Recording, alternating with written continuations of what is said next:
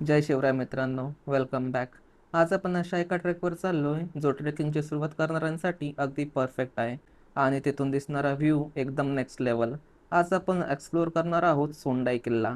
कर्जतजवळ असलेला हा किल्ला आकाराने तसा लहान आहे, पण तिथल्या शिड्या आणि वरून दिसणारा 360 डिग्री व्ह्यू मन खुश करतो.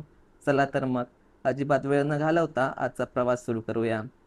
सोंडाई किल्ल्यावर पोहोचण्यासाठी सर्वात जवळचं स्टेशन आहे कर्जत.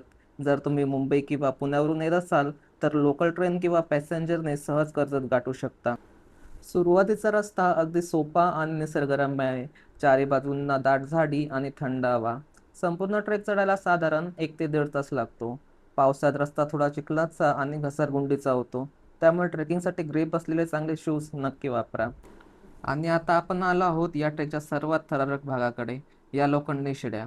पूर्वी ते चढणं खूप कठीण होतं, पण आता प्रशासनाने इथे मजबूत लोखंडी शिड्या बसवल्या आहेत. बघायला या शिड्या थोड्या धडकी भरवणाऱ्या वाटतात, पण पकडायला रेलिंग असल्यामुळे चढायला सोप्या आहे.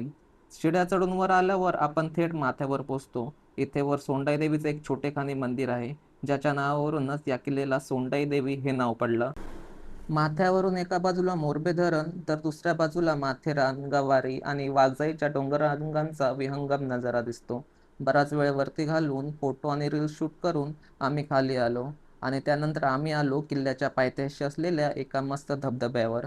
इथे मनसोक्त पाण्याचा आनंद घेऊन सगळा थकवा घालून निघालो परतीच्या प्रवासाला. तुम्हाला सुद्धा विकेंडला मुंबई किंवा पुण्याच्या धावपळीपासून दूर जाऊन निसर्गाच्या कुशीत निवांत वेळ घालवायचा असेल तर सोंडाई फोर्ट हा उत्तम पर्याय आहे.